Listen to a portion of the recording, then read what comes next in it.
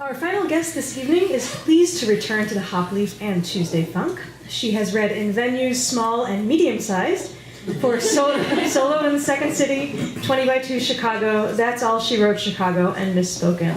Please feel free to follow her on Twitter at Jasmine D, but only if you're into pictures of cute animals, dumb jokes, and gushy tweets about her latest celebrity crush. Give a warm Tuesday Funk welcome to Jasmine Davila.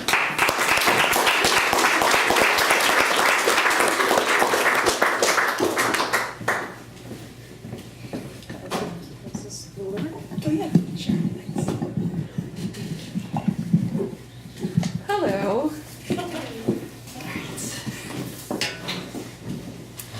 Congratulate me, you guys.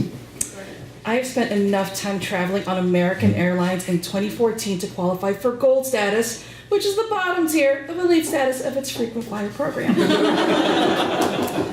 I take special delight in being able to use the priority access security lanes when I arrive at the airport.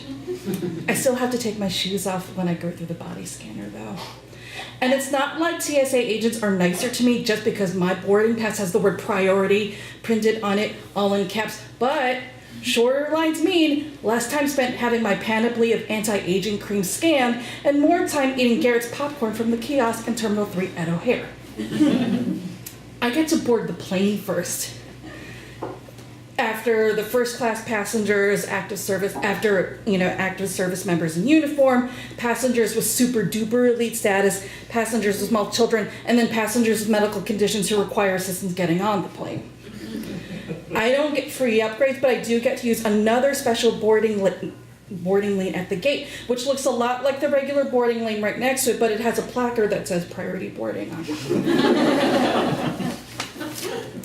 I find myself repressing the urge to yell, "Step aside, peasants," to those sad apples in boarding group numbers 1 through 4, when I move forward to have my boarding pass scanned by the gate agent. I try not to shove anybody out of the way, though I will say, "Excuse me," very loudly if I need to. I can usually get a seat in an exit row with extra room that is frankly wasted on me because I'm not that tall, nor are my legs especially long. I get huffy if there are only overhead monitors to watch heavily edited versions of network television shows like Parenthood or The Big Bang Theory instead of touch screens on the back of every seat. Not like I ever watch the TV, as I usually splurge on the Wi-Fi from my phone so I can spend my time in the air doing productive stuff, like looking at pictures of cute English actors on Tumblr. And this only happened the one time ordering a handbag from the J. Crew website. I had to, it was on sale there. I sometimes think to myself that it's sad that it only takes the smallest amount of privilege afforded by not entirely frequent travel to go to my head in such a big way. But then I look at the amount of money I spent on plane tickets last year, and you know what? It's okay to get excited when I snag my favorite window seat, which is usually anything on the left side of the plane facing forward, just right in front of or right on the wing.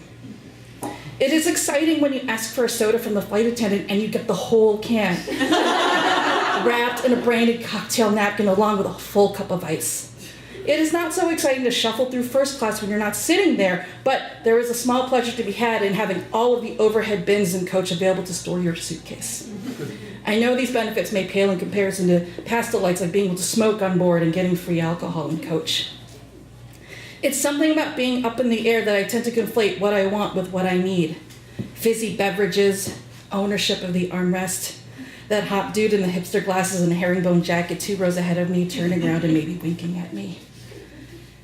I was lucky to be able to travel as much as I did last year, to return to places I loved like London and Los Angeles. I got to explore new destinations like Madrid, Spain, where I may have developed an obsession with eating as many roasted Padron peppers as I could find.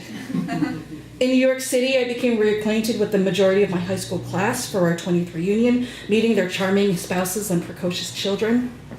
I ate a lot of McDonald's breakfast very early at O'Hare, but I didn't buy nearly enough tea at Heathrow. I wish I had been braver when traveling alone. I wish I had been nicer.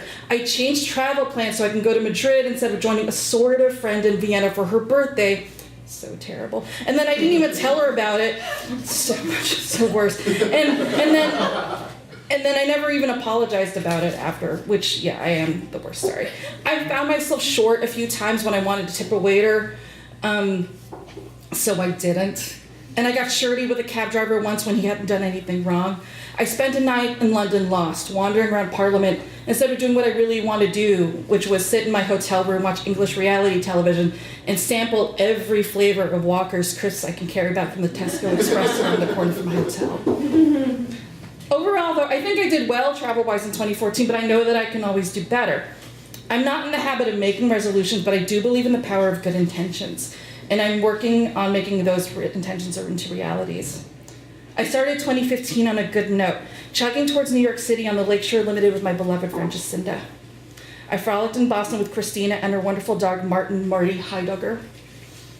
But then my beloved Uncle Gerhard died, so I had to go back to Queens to say goodbye. I had to look at him lying at a coffin instead of talking to him in his dining room while he smoked his pipe. I had to go to his funeral, and then to the burial afterwards, and in the cemetery, watch my family lean over the edge of the hole dug into the ground as his casket was lowered into it. I miss Uncle Gerhard for many reasons, but mainly because he traveled a bunch and he always had really great stories about when he returned. Like he and my aunt, Mercedes, who died a few years before, spent every October somewhere far away, usually on an elder household tour with a bunch of other old people. Gerhard was a retired AP photographer, so he returned from trips with stories and photographs that he'd mount into slides that he'd usually show a lot of us at Thanksgiving, a slideshow that often lasted for hours on end. I don't miss the slideshows. I will miss him this spring on my first proper vacation since his passing. I'll be hiking in Ireland with my friend Chloe. I've never been to Ireland, and I would have liked to have known what he'd tell me about it. Now, the hiking was not my idea, so I imagine 80% of my time will be spent huffing and puffing up steep hills while small children and the infirm zip, right past me. I shall dream of the shot of proper Irish whiskey I'll drink every night in Gerhard's memory. To be honest, he preferred box wine as his evening tipple, but I'm not even sure they have box wine in Ireland, so I'm just going to drink whiskey instead. The shot will be part of my bedtime ritual. That and getting access to Wi-Fi so I can upload all of the pictures of mountains and shillelaghs and sheep to Instagram for all the people waiting for me back at home who are waiting to hear my stories. Thank you.